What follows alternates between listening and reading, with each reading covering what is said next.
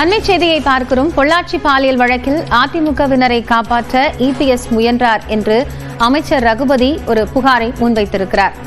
பொள்ளாச்சி பாலியல் வழக்கு குற்றவாளிகள் 9 பேருக்கும் தீர்ப்பு வழங்கப்பட்டுள்ள நிலையில் அவர்கள் 9 பேருக்கும் சாகும் வரை ஆயுள் தண்டனை விதித்து கோவை மாவட்ட மகிழா நீதிமன்றம் தீர்ப்பு வழங்கியிருக்கிறது. இதையடுத்து இந்த விவகாரம் தொடர்பாக முதலமைச்சர் மற்றும் எதிர்க்கட்சித் தலைவர் எடப்பாடி பழனிசாமி இடையே தொடர்ந்து விவாதம் நடைபெற்று வந்த நிலையில் தற்போது அமைச்சர் ரகுபதி ஒரு புகாரை முன்வைத்திருக்கிறார். அந்த அடிப்படையில் பொள்ளாச்சி பாலியல் வழக்கில் அதிமுகவினரை காப்பாற்ற இபிஎஸ் முயன்றார் என்று அவர் கூறியிருக்கிறார்.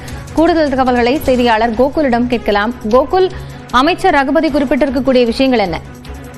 அதிமுகவை சேர்ந்தவர்கள் பொள்ளாச்சி பாலியல் வழக்கில் தொடர்பு கொண்டார்கள் என்று அறிந்தவுடன் அவர்களை காப்பாற்ற பழனிசாமி மேற்கொண்ட பித்தலாட்டங்களுக்கு அளவில்லை என்றும் மூடி மறைக்க மேற்கொண்ட முயற்சிகளுக்கு கணக்கில்லை என்று அமைச்சர் ரகுபதி தற்பொழுது அறிக்கை வாயிலாக ஒரு குற்றச்சாட்டை வைத்திருக்கிறார்.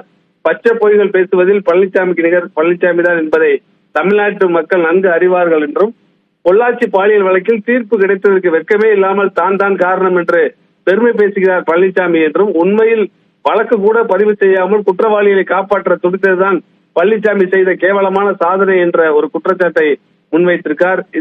இது போன்ற பித்தலாட்டத்தை தான் இன்று முதலமைச்சர் சுட்டிக்காட்டி பேசியதும் ஓடோடி வந்து அவதூறுகளை அள்ளி வீசிக் கொண்டிருக்கார் என்ற ஒரு குற்றச்சாட்டை முன்வைத்திருக்கார்.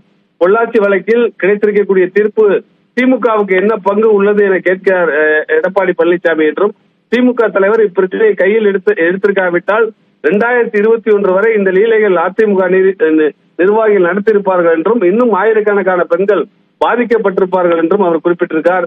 இந்த தீர்ப்புக்கு திமுக காட்டிய உறுதிப்பாடும் போராட்டங்களும் தான் காரணம் என்றும் தமிழ்நாட்டு மக்கள் நன்கு அறிவார்கள் என்றும் அவர் தெரிவித்திருக்கார்.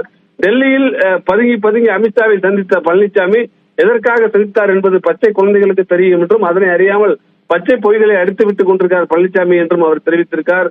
ஒன்றிய அரசின் ரெய்டு நடவடிக்கையால் தனக்கோ தன் மகனுக்கோ சம்பந்திக்கோ பாதிப்பு வந்துவிடக் கூடாது, பணம் சொத்துக்கள் முடக்கப்பட்டு விடக்கூடாது என்ற பயத்தில் தான் பாஜகவோடு கூட்டணி வைத்திருப்பதாக அவர் தெரிவித்திருக்கார்.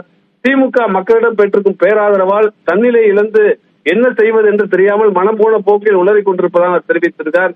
2 ரெய்டுகளுக்கு பயந்து தனது கட்சியை டெல்லியில் அடகு வைத்துவிட்டு வந்த பழனிசாமிக்கு மாநில உணர்வு என்று சொல்வதற்கு தகுதி இல்லை என்றும் பழனிசாமி இந்த கபநாடங்கள் எந்த காலத்திலும் மக்களிடம் வெற்றி பெற போவதில்லை, படுதோல்வி பழனிசாமி என்ற அடையாளம் மாறப்போவதில்லை என்று ஒரு கடுமையான விமர்சனத்தை அமைச்சர் ரகுபதி வைத்திருக்கிறார். நன்றி கோகுல், இது குறித்த விவரங்களை வழங்கியமைக்காக.